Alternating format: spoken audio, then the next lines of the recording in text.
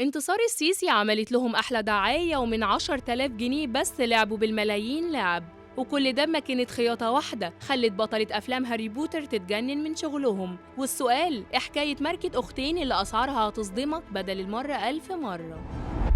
آية ومناز عبد الرؤوف أختين من مصر، مش هنقول طالعين من الفقر، لا خالص، دول خريجين جامعة أمريكية، بس الفكرة إنهم ب10,000 جنيه بس خلوا حرم الرئيس السيسي تلبس من عندهم. فيا ترى ده حصل إزاي؟ آية ومناز بعد ما خلصوا جامعة خدوا 10,000 جنيه من العيلة وخدوا أوضة صغيرة حطوا فيها ماكينتين خياطة علشان يبدأوا مشروعهم لتصنيع شنطة يدوية من الجلد، ومن ذكائهم عرفوا سر خلطة النجاح بدري بدري، علشان كده ما حاولوش يقلدوا الماركات العالمية، وفي المقابل دوروا على المميز اللي يخطف الأنظار علشان يختاروا شارع المعز بتصميماته ومبانيه، ومن هنا كانت الانطلاقة. ماركة أختين بتقدم لكم شنط يدوية بروح وثقافة مصرية بجهود ستات مصرية أصيلة، وفي سنة واحدة بس الماركة تبيع 1500 شنطة من غير دعاية أو بروباجندا. كل الحكاية إنهم يصمموا الشنط وينفذوها مع الصنايعية ويصوروها بنفسهم ويرفعوا الصور على السوشيال ميديا، والناس يعجبها الموديلات وتدخل تشتري. واحدة واحدة الماركة اتشهرت والنجوم جوه وبره مصر بقوا يطلبوها، بس فكرتهم العبقرية اللي خلتهم يتواصلوا مع الستايلست الخاص بكل واحدة من نجمات السينما الأمريكية علشان يعرضوا شغلهم.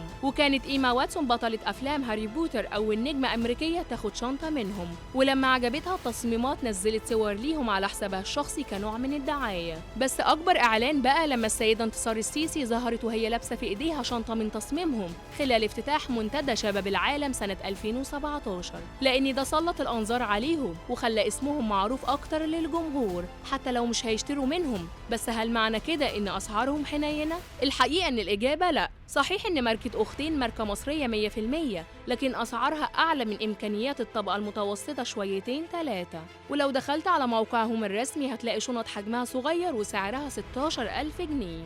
وما تخلصش الحكاية عند كده، لأنهم عملوا عقد مع ياسمين صبري اللي بقت واحدة من أشهر الوجوه الإعلانية في العالم، وصورها بتنزل على غلاف المجلات في أمريكا وأوروبا، والطرفين اتفقوا على تصنيع خط جديد من الشنط والنضارات تحت اسم ياسمين، بس هتتباع على موقع ماركة أختين. والأسعار صدمت الناس، لأن الشنطة تمنها بيوصل ل39,000 جنيه تقريباً، والنضارات في منها موديلات سعرها عدى 19,000 جنيه، ومن أوضة صغيرة فيها مكانتين خياطة بس، الشنطة قبل ما تنزل السوق دلوقتي بقت بتمر على 11 ورشة تصنيع. والدليل على شطارتهم إن شنطهم بتتباع في 10 أسواق عالمية، منها فرنسا وأمريكا وأسبانيا وإيطاليا، وكمان أسواق عربية زي الكويت والسعودية ولبنان. ده طبعاً غير شغلهم اللي بقى بيتعرض دايماً بأسابيع الموضة العالمية في باريس ولندن.